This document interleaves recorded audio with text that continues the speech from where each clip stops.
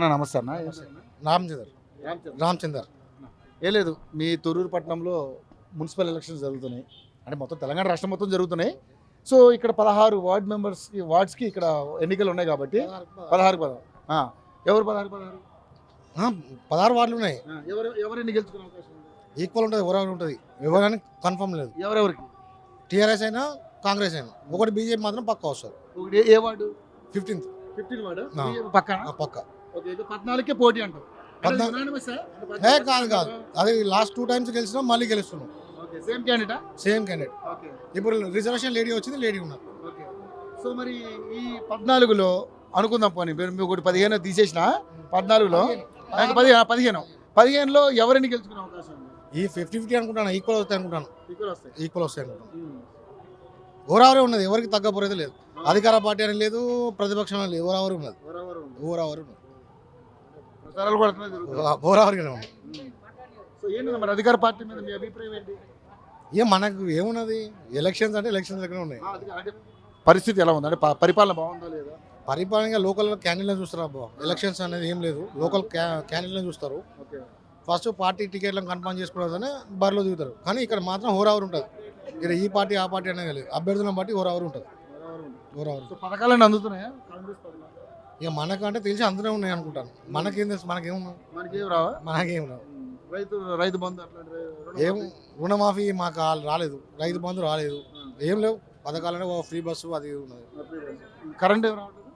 Current కూడా ఎంత 200 units అయినా, అది ఇప్పుడు ఇక్కడ సిటీలో 200 దాడుతుంది కదా. ఎట్లయినా ఫైట్ మాత్రం ఓవర్ ఉంటుంది. ఎవరు అని కన్ఫర్మ్ లేదు. ఎవరు గెలిచినా 8 గెలుచుకునే అవకాశం ఉంటుంది కాబట్టి, ఒకటి పోయింది కాబట్టి 7-8 అవుతాయి.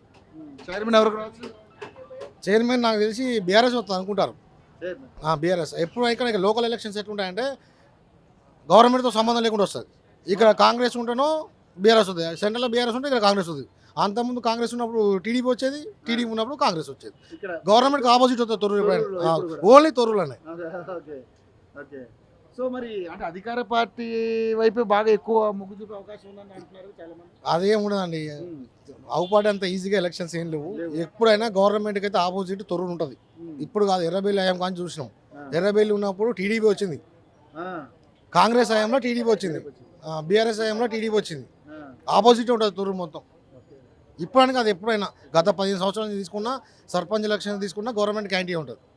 కానీ ఇక్కడ అధికార పార్టీ ఉన్న కాడే ఎక్కువ గెలిచే అవకాశం, ఎందుకంటే రేపు నిధులు రావాలన్నా అవకాశం. ఇక్కడ అట్లాంటి జనాలు అధికార పార్టీకి ఓటేస్తే నిధులు వస్తాయి. ఏ గవర్నమెంట్ ఉన్నా, ఏ పార్టీ ఉన్నా నిధులు అయితే కన్ఫర్మ్ వచ్చేదే, అవి ఎవరు ఆపలేరు. ఫైట్ గట్టిగా ఉంటుంది. వన్ సైడ్ అయితే వారు అయితే లేదు, ఓరావరి ఉన్నాయి. ఇంకా త్రిముఖ పోటీలో 4-5 ఉన్నాయి వార్డులు. ఒక జనసేన ఉన్నాడు, బీజేపీ సీట్లు మినిమం 3 వస్తాయి అనుకుంటాను నాకు తెలిసి. 16 బీజేపీ అభ్యర్థులు ఉన్నారు, కానీ 16 అయితే గెలవు. 1, 2, 3 అయితే కన్ఫర్మ్ ఉంటుంది. ఒకటైతే గన్ షాట్కి వస్తుంది, 15 గన్ షాట్కి వస్తుంది. ఒకటి 3 కూడా ఛాన్స్ ఉన్నది. అన్న నమస్తే అన్న, ఏం పేరు అన్న? సారంగి రాజు గారు. తొర్రూరు అండి. ఓకే, ఇక్కడ మొత్తం తొర్రూరులో మున్సిపల్ ఎలక్షన్ జరుగుతున్నాయి, మొత్తం 16 వార్డులు. ఓకే, సో ఏంటి మరి పరిస్థితి ఇక్కడ ఎలా ఉంది? అంటే తొర్రూరు పట్టణంలో సమస్యలు ఏమున్నాయి మెయిన్గా? ఇక్కడ ఏ పార్టీ గెలిచే అవకాశం ఉంది? ఎందుకంటే అందరూ ప్రచారాలతో ఓడిస్తున్నారు. ఒకవైపు కాంగ్రెస్ ఉంది, బీఆర్ఎస్ ఉంది, బీజేపీ ఉంది, 3 పార్టీలు కూడా గట్టిగానే ఫైట్ చేస్తున్నాయి. సో ఏంటి మరి ఇక్కడ చైర్మన్ పదవి ఎవరు కైవసం చేసుకోబోతున్నారు? ఎవరికి ఎన్ని సీట్లు వచ్చే అవకాశం? కాంగ్రెస్ పార్టీ చైర్మన్ గెలుచుకుంటుంది. 10 కాంగ్రెస్ వస్తాయి, 6 టీఆర్ఎస్ వస్తాయి. 10 కాంగ్రెస్ వస్తాయి, 6 టీఆర్ఎస్. బీజేపీ రావు సార్, బీజేపీ లేదు ఇక్కడ. 15 లేదు. అక్కడ టీఆర్ఎస్ వచ్చే అవకాశం ఉంటుంది, కానీ 10 మాత్రం కాంగ్రెస్ వస్తుంది పక్క. ఎందుకని కారణం? క్యాండిడేట్లు బట్టి. క్యాండిడేట్లు అధికార పార్టీకి మొగ్గు చూపుతారు ఫస్ట్ ప్రధానంగా. ఎందుకంటే డెవలప్ చేయాలని ఇప్పుడు అధికార పార్టీ చేతుల్లో ఉంటుంది, కావున అధికార పార్టీకే ప్రిఫరెన్స్ ఇస్తారు. సో మరి అన్ని నిధులు కూడా అన్ని వచ్చే అంశం ఉంటుంది. అధికార పార్టీ కూడా కంపల్సరీ తీసుకొస్తారు. మన పొంగులేటి శ్రీనివాసరెడ్డి గారు వచ్చారు, తొర్రూరు దత్త తీసుకున్నారు, చేస్తారు. అధికార పార్టీ కాబట్టి చేస్తారు. సో ఆయన కూడా దత్త తీసుకున్నాడు కాబట్టి ఆయన సైడ్ నుంచి కూడా డెవలప్మెంట్ ఉండే. సో పథకాలు అందరికీ అందుతున్నాయా? ఏమేమి అందుతున్నాయి? బీదవారు కనీసం ఇవాళ ఈ కాంగ్రెస్ ప్రభుత్వం వచ్చినాకు సన్న బియ్యం తింటున్నాం.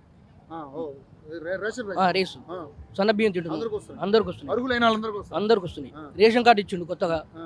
అందరు తింటారు. బీదవారు ప్రతి ఒక్కరికి ఇంటికి ఇదివరకు రేషన్ బియ్యం మాత్రం బయట అమ్ముకునేది, అవును, అది దొడ్డు బియ్యం కదా? దొడ్డి బియ్యం కాబట్టి. ఇవాళ కాంగ్రెస్ పార్టీ అధికారం వచ్చింది, సన్న బియ్యం తింటున్నాం, గ్యాస్ ఉంది, కరెంటు బిల్లు ఉంది, మంచిగునే కరెంట్ కూడా, మంచిగునే పథకాలు. ఓకే.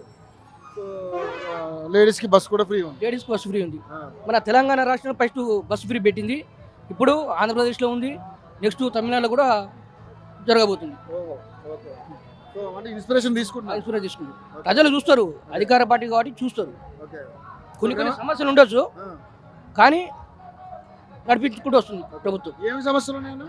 మన తోరులన ఉన్నాయి అన్న, కరెంటు సమస్య ఉంటుంది, వాటర్ సమస్య ఉంది. మా వార్డు అయితే ఫస్ట్ ఆఫ్ ఆల్ మాది ఒకటో వార్డు, వాటర్ సమస్య బాగుంది, రోడ్డు సౌలతులు గత 10 సంవత్సరాల పాలకులు చేసారు, ఏం డెవలప్ లేదు.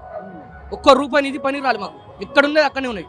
ఒక ఇందిరా ఇల్లు డబుల్ బెడ్రూమ్ ఇప్పటివరకు డబుల్ బెడ్రూమ్ ఇవ్వలేదు, ఏమి ఇవ్వలేదు గత పాలకులు. చాలా కట్టారుగా. అది చేసారు, కట్టిరు, నియోజకవర్గాలు కట్టిరు, కానీ అది అంతవరకు ఓపెనింగ్ లేదు, ఏం లేదు, గంతే ఉంటుంది. గత పాలకుల నిర్లక్ష్యం వల్ల ఇవ్వలేకపోయారు ఇండ్లు డబుల్ బెడ్రూమ్. ఈ ప్రభుత్వం వచ్చింది చేస్తారు నమ్మకం ఉందా? నమ్మకం ఉంది కాబట్టి వచ్చినాయి. మా వాడు కూడా ఒక 2 ఇందిరా ఇల్లు వచ్చినాయి, కట్టుకుంటారు. ఓకే. సో రోడ్లు కూడా అవుతాయని నమ్మకం ఉంది. నమ్మకం ఉంది. అధికార పార్టీకి ఇస్తే నమ్మకం ఉంటుంది. ఓకే. ఇంకొకటి మీ రమేష్ గారు కదా, మీ ఒకటో నెంబర్ ఒకటో వార్డు. రమేష్ గారు, భూషణ్ ఉప్పరే గారు, ఓకే. అది కూడా టఫ్ ఉంది బాగా. తప్పు ఉంది. ఏముంది సో అక్కడ కూడా ఎవరు బయటపడే అవకాశం ఉంది? అది చెప్పలేము, ఎవరు బయట పడినా 10 ఓట్లతోటి 10-20 ఓట్లతోటి బయటపడతారు. అంతే. అది కూడా తక్కువ ఉంది. అదే ఓకే. సో మొత్తానికైతే 10 అయితే Congress guarantee. 10 Congress or TRS okay. అంచనా వరకు. ఓకే. సో అధికార పార్టీకి మొగ్గు చూపే అవకాశం ఉంది. ప్రజలు అధికార పార్టీ వైపు మొగ్గు చూపుతారు. ఉమ్. అది